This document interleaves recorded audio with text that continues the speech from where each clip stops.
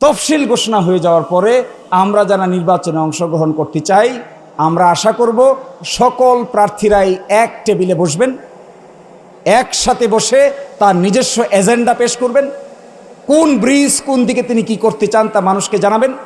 কোন রাস্তা কত দিনের মধ্যে কোন দিকে হলে পরে মানুষের উপকার হবে এই হিসাব দিবেন। কয়টা শিল্প ইন্ডাস্ট্রি গড়ে উঠলে পরে এই দেশের মানুষের বেকারদের চাকরি হবে তার ক্যালকুলেশন দিবেন। এই ক্যালকুলেশন দেখে মানুষ যাকে পছন্দ করবে তাকেই আমরা আমাদের জনপ্রতিনিধি হিসেবে নির্বাচিত করতে চাই।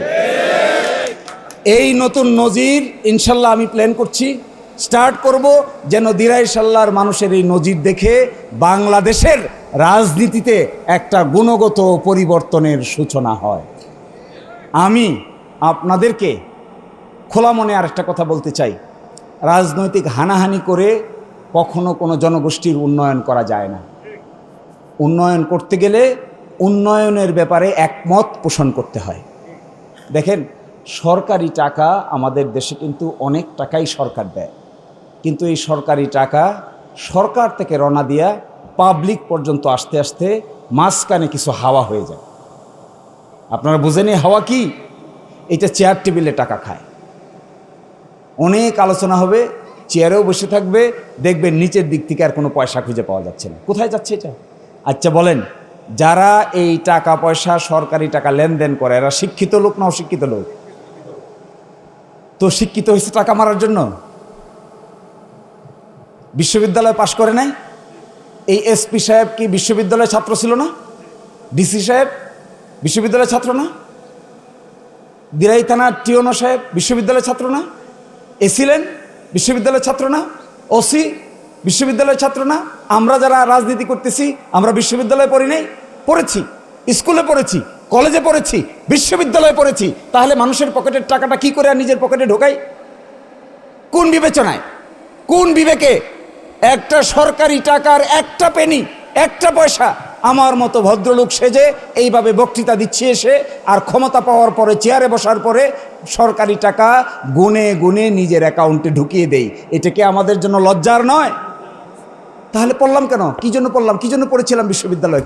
কি পাওয়ার জন্য এই বিশ্ববিদ্যালয়ে গিয়েছিলাম? কেন মা বাবাকে আমাকে বিশ্ববিদ্যালয়ে পাঠিয়েছিল এই কথা বলার জন্য? ভদ্রবেশী ডাকাত, ভদ্রবেশী ডাকাত হওয়ার জন্য তো আমাকে বিশ্ববিদ্যালয়ে পাঠায় নাই। আমাকে পাঠিয়েছিল বিশ্ববিদ্যালয়ে পড়ব, মানুষের মতো মানুষ হব, আয় করব, ইনকাম করব, পরিবেশ নিয়ে চলবো, পরিবার নিয়ে চলবো, এই স্বপ্ন থেকে আমাকে পাঠায়। আর আমি ওখানে সবই করি, শেষ পর্যন্ত অফিসার হই, রাজনৈতিক নেতা হই, এই হই সেই হই, আর সরকারি টাকার মধ্যে ভাগ বসাই। এইগুলো থেকে মুক্তি যদি পাওয়া যায়, আমার ধারণা আমরা একটা জিনিস আপনাদেরকে করতে পারবো।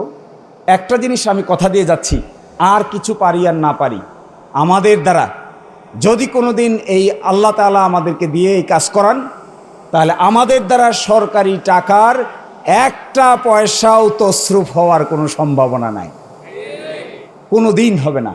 আমি দেখবেন যদি আমার সুযোগ আসে, আমি চাইব যে দিরাই থানায় এক বছরে যে কয় টাকা সরকারি বাজেট হবে, এই বাজেটের হিসাব, কত টাকা আয় হলো, কত টাকা ব্যয় হলো, সরকারকে ডেকে, অফিসারদেরকে ডেকে, রাজনৈতিক দলের লোকদেরকে ডেকে, জনগণকে ডেকে, দিরাইয়ের মাঝখানে বড় করে জনসমাবেশ ডেকে সকলকে আমরা পরিষ্কার করে দেব যে এই বছর আমরা 2,42,000 টাকা পাইছিলাম, 2,39,000 টাকা খরচ হয়েছে, 2,000 টাকা বেঁচে গেছে, এই 2,000 টাকা সরকারকে আবার ফেরত দিয়ে দেয়।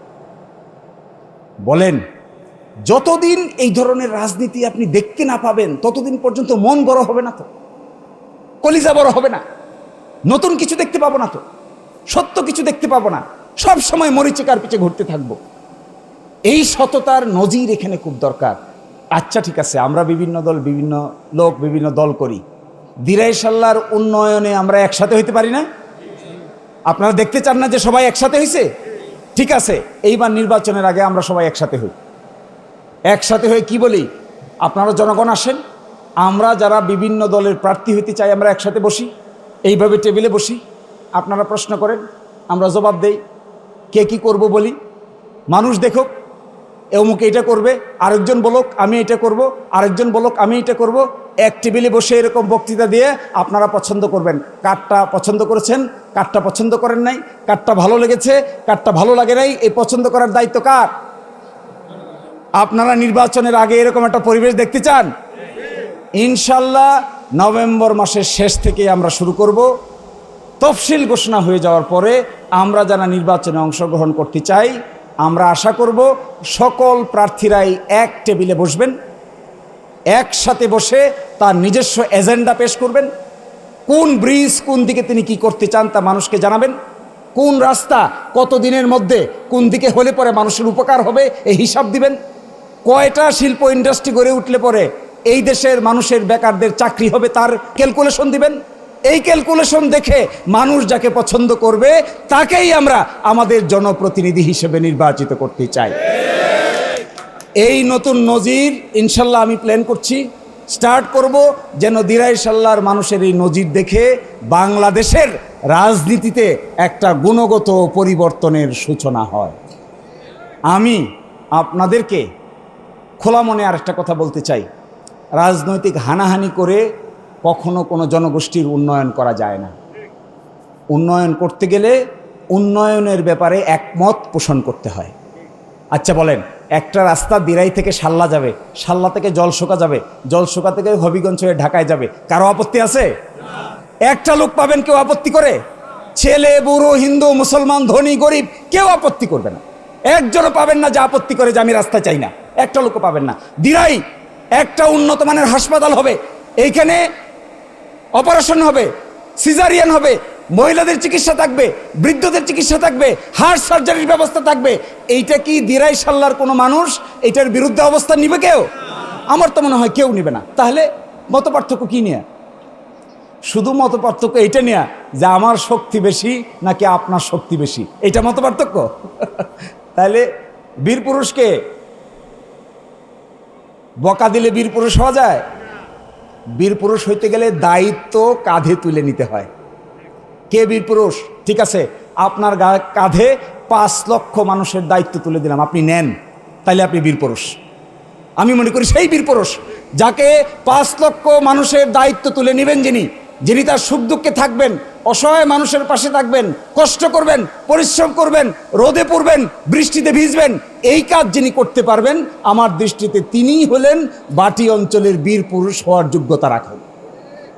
আর তা না করে আমরা যদি মনে করি যে বকা দিলেই আমি বীর পুরুষ হয়ে গেলাম আর হাম্বিদাম্বি করলে আমি বীর পুরুষ হয়ে গেলাম, আসলে এটা কাপুরুষতার লক্ষণ। বীর পুরুষ তো দায়িত্ববান হয়, বীর পুরুষ তো দায়িত্ব কাঁধে তুলে নেয়, বীর পুরুষ অসম্ভবকে সম্ভব করে, বীর পুরুষ মরুভূমিতে সবুজ ঘাসের জন্ম দেয়, বীর পুরুষ হলো অন্ধকারকে আলোকিত করে, বীর পুরুষ হলো অমাবস্যার চাঁদকে পূর্ণিমার চাঁদে রূপান্তরিত করে, এর নাম বীর পুরুষ। আর আমি আপনাকে কত কড়া ভাষায় গালি দিতে পারলাম, আপনি আমাকে কত কড়া ভাষায় গালি দিতে পারলেন, আপনি আমার মোটরসাইকেল আটকাইতে চাইলেন, আমি আপনার মোটরসাইকেল আটকাইতে চাইলাম। আমি তো মনে করি জগতের সবচাইতে নিকৃষ্টতম কাপুরুষতা হলো অন্যের প্রতি অসদাচরণ করা। সদাচার হলো বীর পুরুষের কাজ, আর অসদাচরণ হলো কাপুরুষের কাজ। আমি আপনাদেরকে মনে করব, আপনারা সোজানগর গ্রামবাসী, এই দিরাই পৌরসভার ভিতরে সবাই আপনাদেরকে ভিন্নভাবে বিবেচনা করে, সম্মান দেয়, ইজ্জত দেয়, মনে করে আপনারা এই ইজ্জত পাওয়ার উপযুক্ত।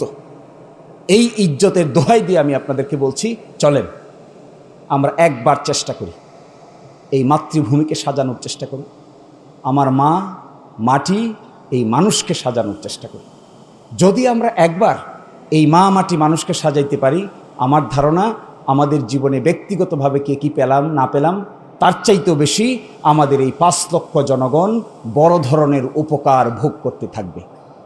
এটাই হবে আমাদের জীবনের শেষ পরিণতি এবং শেষ ইচ্ছা। এটা যদি হয়, এটাই হবে সর্বশেষ দেখে যাওয়ার আগে, মৃত্যুর আগে স্বস্তির সহিত সন্তুষ্টির সহিত দেখে যাব। আমরাও দেখে যাব, আপনারাও দেখে যাব। এইটাই আমাদের মূল পরিকল্পনা। আশা করি এই ব্যাপারে আমরা আপনারা একসাথে হয়ে কাজ করব। এই যদি আমরা করতে চাই, দিরাই সাল্লার মাটিকে যদি পরিবর্তন করতে চাই, মাতৃভূমিকে যদি নতুন করে সাজাতে চাই, মা, মাতৃভূমি, অসহায় মানুষ, আমরা আপনারা সকলে মিলে যদি এক পাক্যে দাঁড়িয়ে আমরা এটার পরিবর্তনের সূচনা করতে চাই, তাহলে আমরা সকলে মিলে হাতে হাত রেখে একসাথে কাজ করতে পারবো ইনশাআল্লাহ।